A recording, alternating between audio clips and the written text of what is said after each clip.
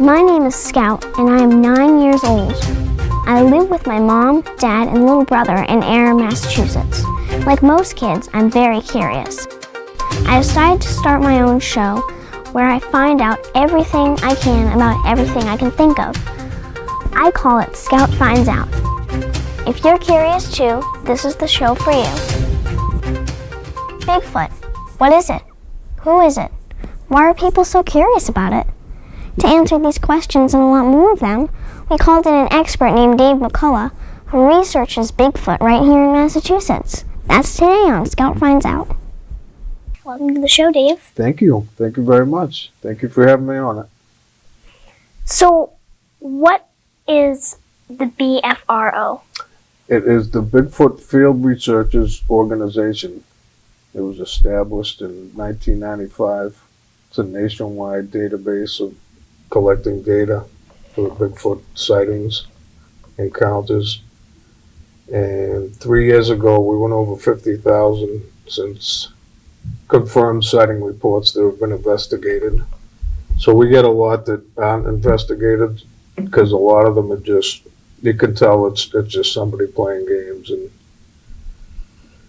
so we usually go out and meet the witnesses. They'll take us to the spot, or they'll tell us all about it. And you can usually tell right there if they're serious, or when it comes to, we'll have several phone calls, conversations with them first. And then if they're willing, that's when we can tell if they could show us, especially if it's a sighting where they actually saw it. Because a lot of our reports are about the noises and vocalizations. Not actually seeing it, but thinking it's Bigfoot related. So what exactly is a Bigfoot?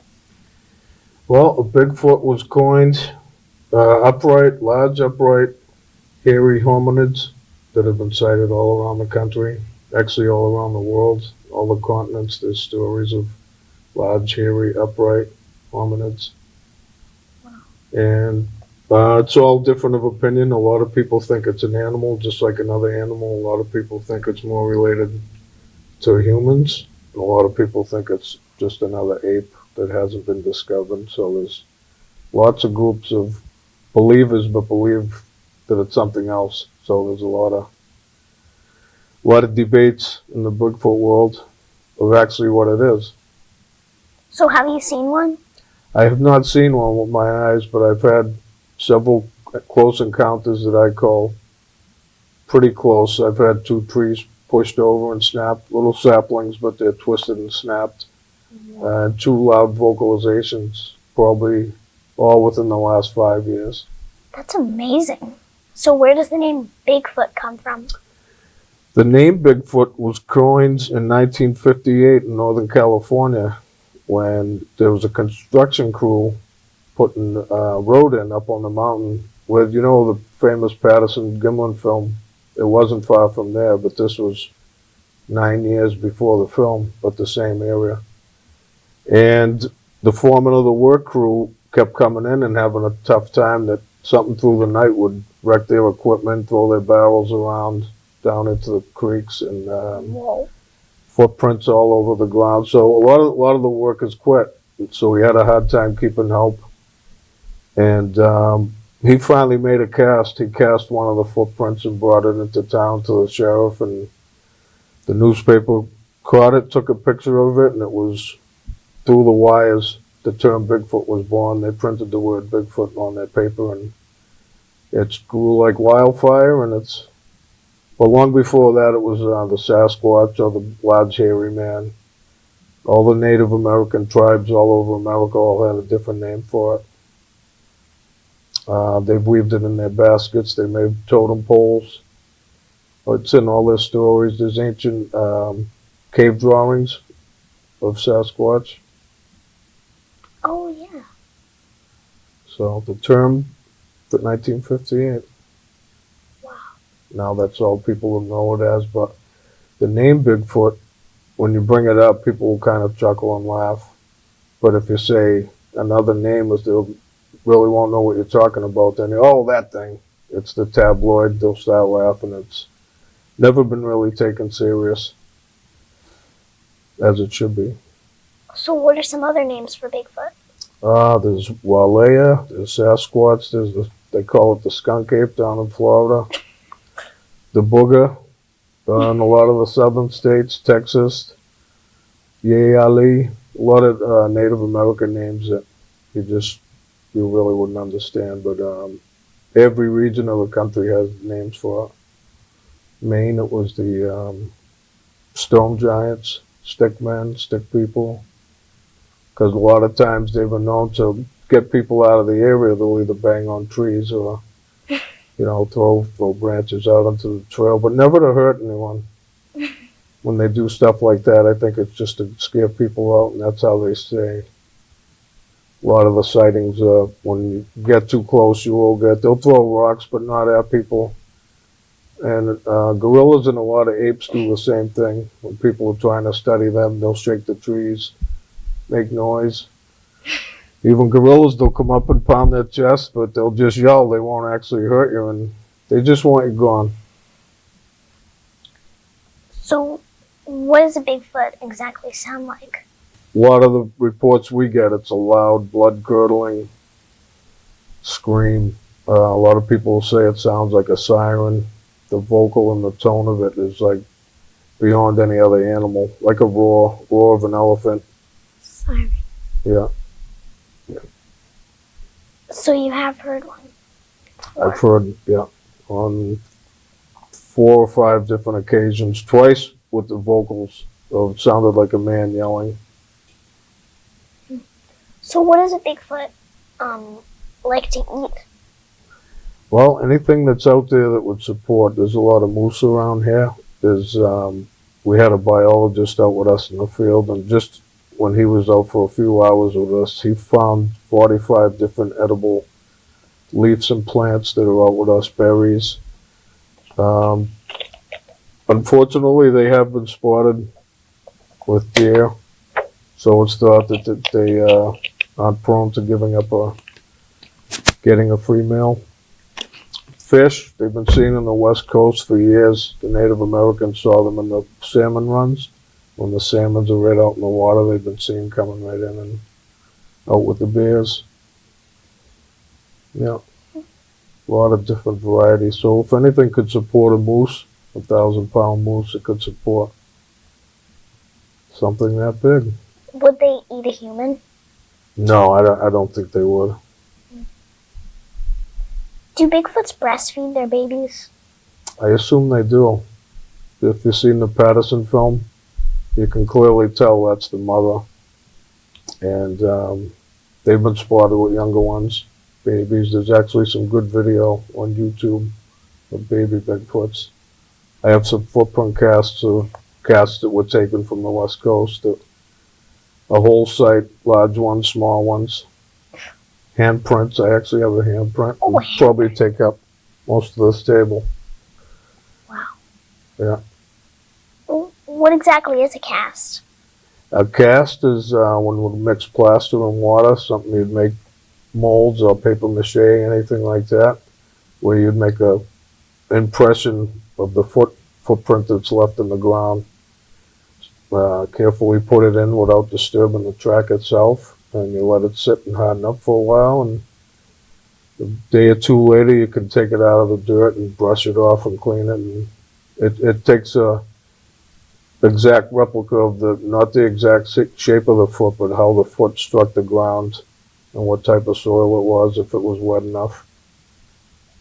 Yeah. So where do you do your research?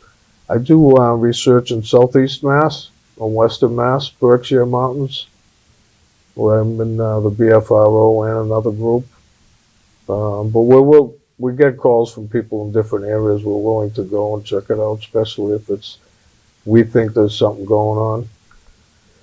We actually got one 2 weeks ago.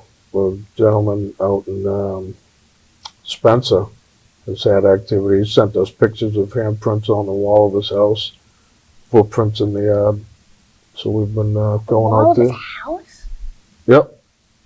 Whoa. Again, a lot of people have reported that, but never do any damage. They come in around people's houses, they'll slap the walls. A lot of people report that. They'll hear banging on the wall. I think it's just my way of them making contact with you, letting you know they're around. He's seen them. This guy has seen them in the silhouettes of them, but not up close. But they don't bother him. He knows that's why he don't try and scare them out or anything, because they feel safe. That's my opinion. That's why they're coming around, is they feel safe that he's not. He keeps it dark, leaves apples out, leaves treats out for them. They're always gone. Yeah. Is your job ever like scary? It is. It gets, when these things happen, like I said, the vocalizations and when this stuff happens, a tree being pushed over, we know what it takes. So usually that's when we'll back off. We'll just, that's enough. That's our signal that I think they want us to leave. Because other times it's just friendly whoops and knocks or howls, but nothing. But when a tree snaps over, that's usually when we'll leave. So yeah, it gets pretty intense. Your adrenaline goes. Are there Bigfoots in Massachusetts? We think there are. We've found footprints. There's been a lot of sighting reports. Again, I haven't seen one, but a lot of people have had us out where they've seen it.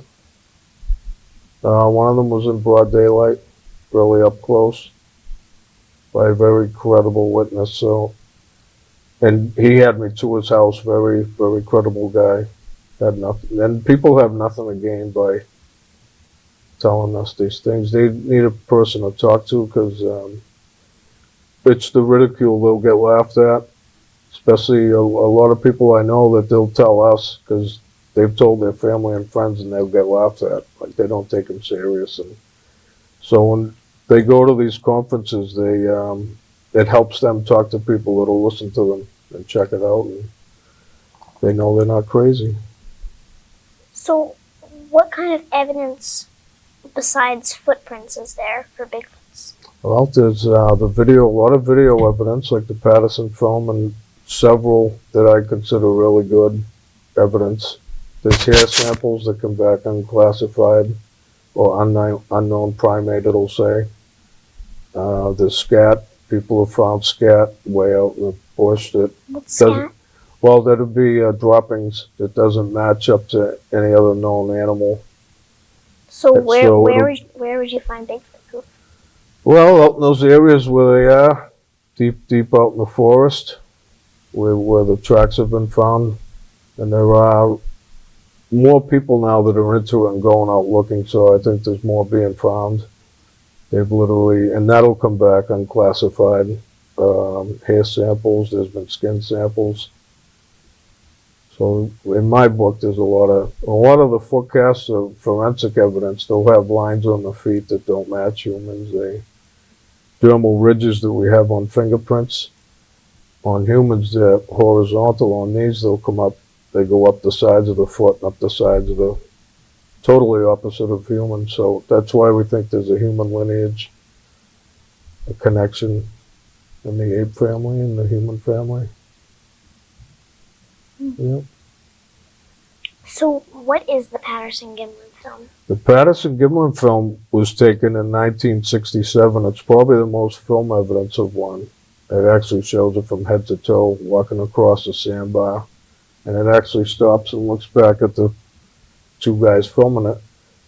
And it's, to this day, they can't debunk it. They can't find a zipper or buttons, or in fact, the technology now, film, digitalizing everything in frame by frame. You can actually see the scars on it.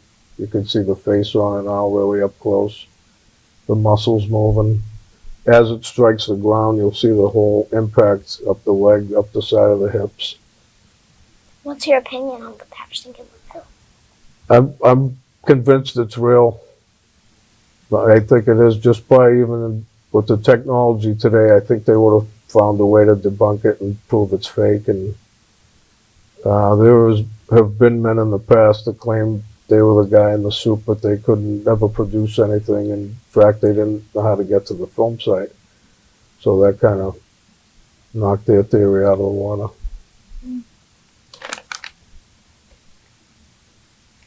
What should I do if I just run into a Bigfoot? in the forest? Grab a phone and take a picture. No, I'm just kidding. I would remain calm, even though they're big and imposing and scary. We've had cases where a person that saw them and the Sasquatch looked more scared than they did. I would remain calm, like almost if any animal, and just just try to slowly back off. Remain calm. They've never been known to attack people. I think it's their appearance that people automatically think they're going to rip people apart. And a lot of the movies have made them look like they kill people and rip people's arms off. The movies have done and people believe that. So a lot of people think if they are real, yeah, they would rip your arms off. But most sighting reports we get, the Sasquatch will see the person and take off. That's the first thing they do is just run. So they know how to avoid. They know it's trouble. I don't think I think you'd be safe. My opinion. So I was wondering what's the difference between a Bigfoot and a Yeti? Well, a Yeti is the descriptions and by the foot tracks they have found is a lot smaller and a totally different shaped foot, different type of creature. The Bigfoot or Sasquatch in the Patterson film, that type is definitely seems like more of a hominid, like us. The Yeti seems more animal, bear. Could be just a bear that's never been discovered. But it's in an alpine environment too. It's up in the Himalaya mountains, so it's all the reports. It's a different coat of fur, lives differently, and that one could be cannibalistic or not as safe if you ran into one of these as opposed to if you ran into a Bigfoot. I think a Yeti's more of an animal, wild animal. Just my opinion. So why don't we have proof of Bigfoot yet?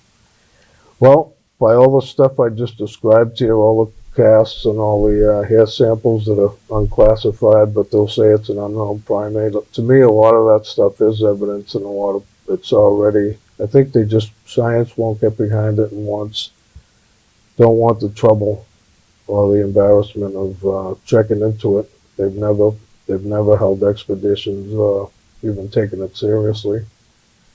And the fact that there's not a lot of animals found in the woods. Like, we've never found a bear skeleton, but we know they're all there. But other animals will pick apart a dead animal, a carcass. So they get picked apart by Mother Nature. They did a test. They had a deer. They staked it to the ground. And within a month, there was no sign of the deer. Every different animal come in and ate it. And fortunately, that's how nature works. It's not bones of anything really found. And it's also opinion, too, by the Native Americans that they are more person-like. And they do bury their dead. Because we know they cover up their tracks. They try not to leave tracks around, and that would try not to lead man to them. I don't think they leave a lot of nests or anything. They just stay on the nomadic, stay on the move and avoid man. I get it. Thank you for coming on the show, Dave. Thank you. Thank you for having me on the show. Where can we find more information about the BFRO? Well, I have cards. The BFRO is the BFRO.net. Like I said, it's the largest database if you ever want to read about sighting reports and things we're doing, expeditions. Also, I'm in a group, Squatchachusetts, if you're ever interested in stuff just in Massachusetts. BFRO is nationwide. And we have a group, Squatchachusetts, that focuses just on Massachusetts, and we have events, outings, and we get sighting reports also. And right up until this day, it's just week by week, someone's either calling us or telling us about something that happens. And plus, we have a Facebook page, Squatchachusetts, BFRO. Yep. I can leave a card any other way you want to get in touch. Well, that's it for Scout Finds Out. Thank you, Scout.